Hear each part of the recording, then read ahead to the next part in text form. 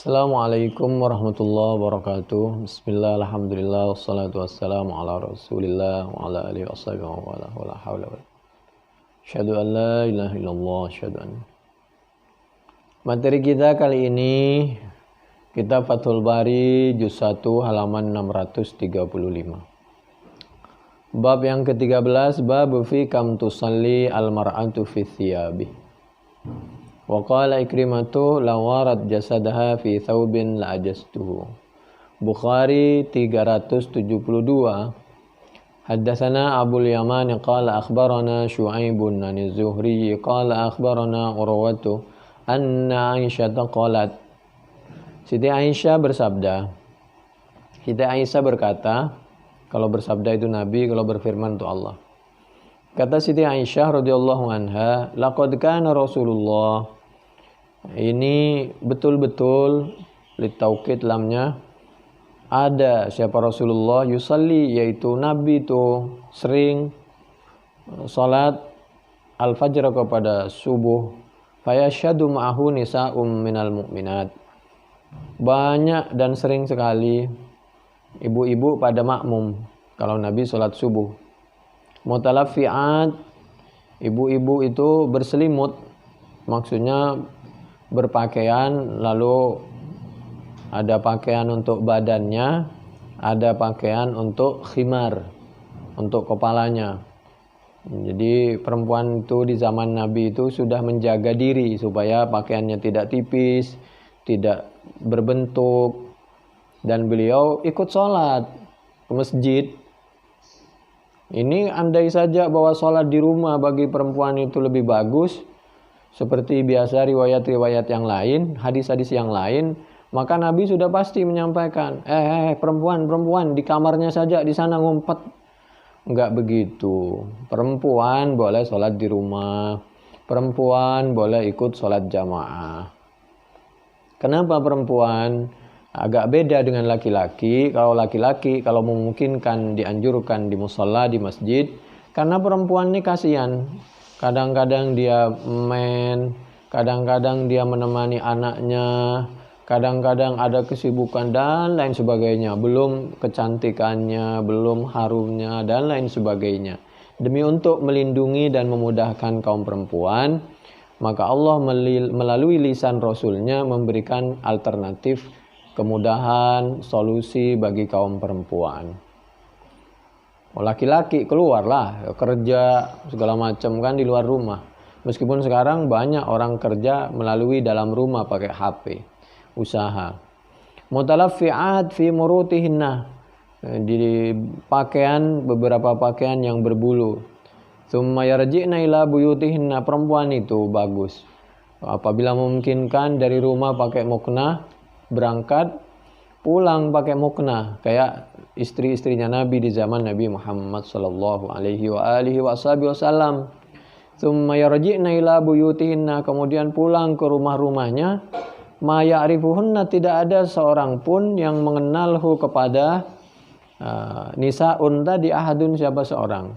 Jadi perempuan berangkat ke masjid, berangkat pulang, di samping satu sisi mungkin masih waktu subuh, waktu gelap, keduanya dari segi pakaiannya tertutup, sehingga laki-laki satu pun gak ada yang mengenal perempuan itu. Karena perempuan di zaman dulu bisa menjaga diri. Bukan tidak boleh keluar, boleh saja, tapi dalam hal keadaan perlu dan bisa menjaga diri dan menempatkan diri. Ini pelajaran hadis Bukhari 3372, 578, 867, 872. Fathul Bari juz 1 halaman 635.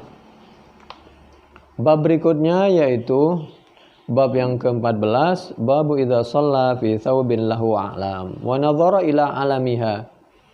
Bukhari 373, haddatsana Ahmad ibnu Yunus qala haddatsana Ibrahim ibnu Sa'din qala haddatsana Ibnu Syihab an Urwatan Aisyah annan Nabiy sallallahu alaihi wa alihi wasallam shalla fi khamisatin. Menurut Siti Aisyah radhiyallahu anha, Nabi pernah sholat di pakaian, laha yaitu di pakaian itu alamun, adapun ada semacam tanda atau gambar atau coretan atau lukisan, fanadhara ila alamiha nadratan. Kemudian Nabi melihat sejenak, satu kali pandang, nadhrah. Falamma insarafa, maka setelah selesai sholat Nabi, qala, maka Nabi menyampaikan, idhabu bi khamisati hadza ila Abi Jahm wa'tuni bi bijaniyati Abi Jahmin. Lalu Nabi menyampaikan, para sahabat, tolong ini baju saya kasihkan kepada Abi Jahm, kasihkan orang saja, tapi tolong saya diberikan kain yang lain, baju yang lain yang tidak ada lukisannya. Fa innaha alhatni anifan an salati. Saya khawatir kalau saya pakai baju belang-beling kalau lagi sholat itu khawatir mengganggu kehusuan, ketenangan orang yang lain. Oh, Nabi kan terjaga kalau Nabi. Jadi Nabi itu selalu melindungi orang lain. Tidak ada orang yang sholatnya khusyuk dan tidak tergoda dari syaitan. Tidak ada yang melampaui khusyuknya Nabi Muhammad sallallahu alaihi wasallam. Wa qala Hisam ibnu Urwa Nabi an Aisyah qala an-nabiy sallallahu alaihi wasallam kuntu anzuru ila alamiha wa ana fi sholati fa akhafu an taftinani. Bukhari 373, 752, 5817. Ini kalau untuk beliau pribadi, beliau memang usaha. Sedangkan untuk yang lain, Nabi itu ada kalanya memberikan kemudahan. Seperti inni lam ab'ats biha ilaika litalbasaha. Jadi Nabi itu satu sisi, kalau saya tidak pakai ini lalu diberikan kepada orang, termasuk Nabi pernah punya pakaian bagus dari sutra lalu diberikan kepada Sayyidina Umar. Lalu Nabi menyampaikan ketika Sayyidina Umar, Nabi bukannya baju seperti ini tidak boleh dipakai umat Islam. Begini Mar, itu baju dari sutra sangat bagus, maksud saya kamu bagikanlah sana lagi ke keluargamu yang kirim sana ke Mekah, biar kita silaturahim, kalau enggak orangnya tapi pemberiannya. Nabi itu Masya Allah dermawan kepada umat Islam, kepada yang tidak Islam. Nabi itu Masya Allah saling memberi. Nabi mencontohkan seperti itu. Qul fa inni unaji man la tunaji. Jadi Nabi itu kalau untuk pribadinya hati-hati, tapi kalau untuk orang lain kadang-kadang memberikan kemudahan.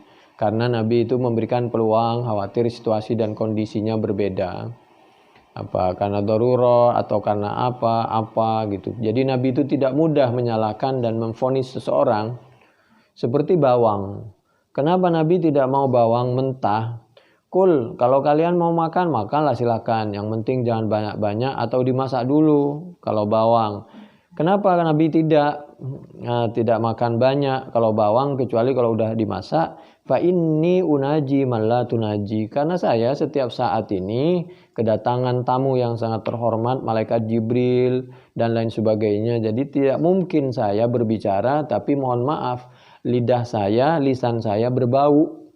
Ini pelajaran dari Nabi. Umat Islam itu jangankan tubuhnya, sampai lisannya pun tidak boleh mengeluarkan nafas yang kurang baik, kurang nyaman.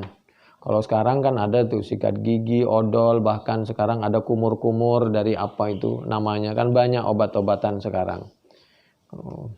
Sehingga Nabi ini betul-betul mencontohkan agar semua tubuh umat Islam selalu mengeluarkan bau yang harum, termasuk juga ucapan yang harum.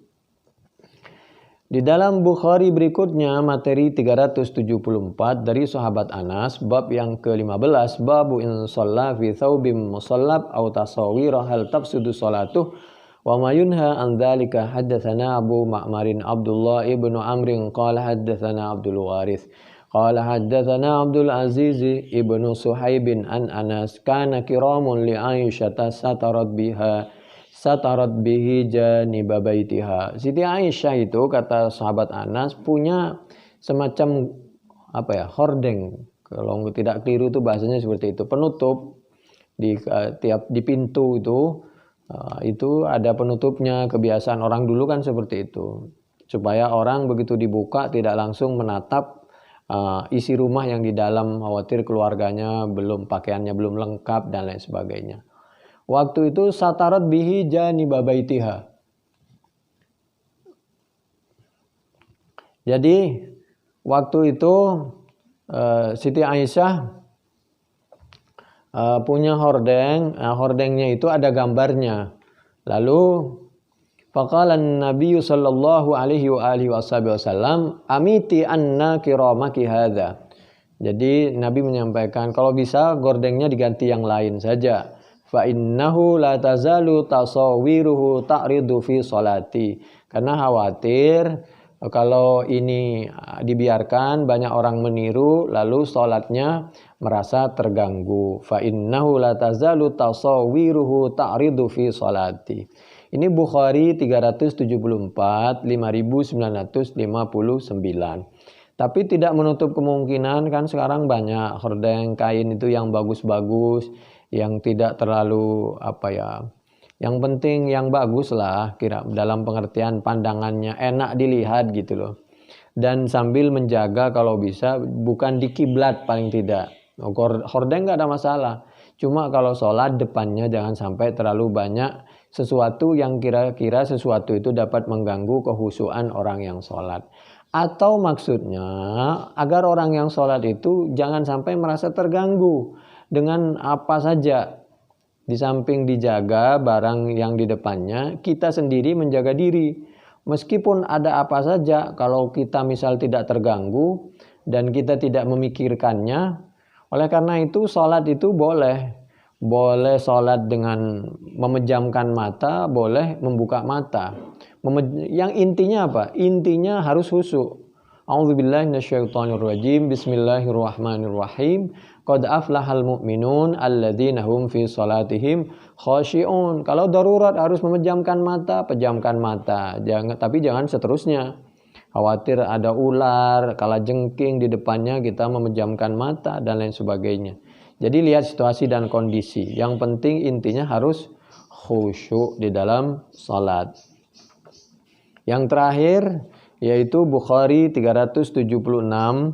Ra'aitu Rasulullah sallallahu alaihi wasallam fi kubbatin hamra'a min adam wa ra'aitu Bilalan akhadha wudu'a Rasulillah sallallahu alaihi wa alihi wasallam wa ra'aitu an-nasa yabtadiruna dzakal wudu'a faman asaba minhu syai'an tamassa bih. Nabi pernah berwudu lalu sahabat itu rebutan sisa air wudunya Nabi. Bahkan orang yang tidak bisa mendapatkan sisa air wudu, dia meminta basah dari tangan teman-temannya lalu diusapkan ke anggota tubuhnya. Faman asaba minhu syai'an tamassaha bihi wa man lam yusib minhu syai'an akhadha min balali yadi sahibihi. Tsumma ra'aitu Bilalan akhadha anzatan farakazaha wa kharaja an-nabiy sallallahu alaihi wasallam. Ini juga kalau di perjalanan Nabi itu kadang-kadang depannya kalau sholat itu dikasih tanda. Tujuannya apa? Supaya tidak dilewati oleh orang. Jaraknya sekitar 1 meter lah seperti sejadah. Tapi kalau di masjid Nabi tidak pakai itu tanda itu. Jadi kalau sholat bersama-sama atau sendirian boleh pakai tanda. Kata orang sekarang itu sutroh, boleh tidak pakai tanda. Jadi Nabi dulu dipakai itu kalau di perjalanan. Nabi kan di perjalanan itu di padang pasir segala macam. Tapi kalau di masjid seperti sekarang, ya, yang penting pengurus masjid, pengurus mushola menyiapkan sutroh sehingga kita bisa merukunkan dan mendamaikan, bisa mengakomodir semua kebutuhan jamaah. Bagi yang kepingin pakai sutroh sudah ada disiapin. Yang nggak kepingin pakai sutro tinggal nggak pakai saja. Jadi nggak usah ribut sesama umat Islam, sesama bersaudara. Insya Allah semuanya ahli surga semua.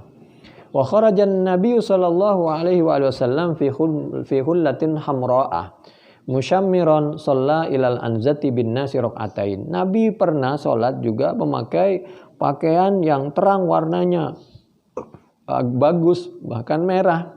Sholat 2 rakaat. Wa ra'aitun nasa wad-dawabah yamurruna min baini yadail anzah. Di perjalanan pakaian seperti itu, ya pakaian apa saja apalagi kalau dalam keadaan darurat boleh. Meskipun nanti ada yang berpendapat bahwa kalau tidak yang utama putih. Iya memang betul yang utama putih, tapi dalam keadaan tertentu tidak putih juga nggak apa-apa, apalagi di perjalanan kan. Tapi kalau mau putih terus termasuk di perjalanan, iya bagus, silakanlah. Wa ta'awwalu yashiru ilal jawaz. Ini artinya untuk menunjukkan kenapa Nabi waktu itu kok nggak pakai putih, untuk menunjukkan ke umatnya bahwa ketika nanti Nabi telah wafat, ada umatnya yang memakai baju tidak putih, nggak ada masalah supaya tidak ribut. Wal khilafu fi dzalika ma'al Hanafiyah fa innahum qalu yukrahu wa ta'awwalu haditsal bab bi annaha kanat hullatam min burudin fiha khatutun humar. Meskipun hadis ini banyak pemahamannya. Ada orang yang enggak suka, pokoknya yang benar tuh putih. Ya, padahal asli hadisnya dalam keadaan tertentu boleh-boleh saja. Meskipun hadis-hadis seperti itu lalu memakruhkan, itu dianggap hadisun dhaiful isnad.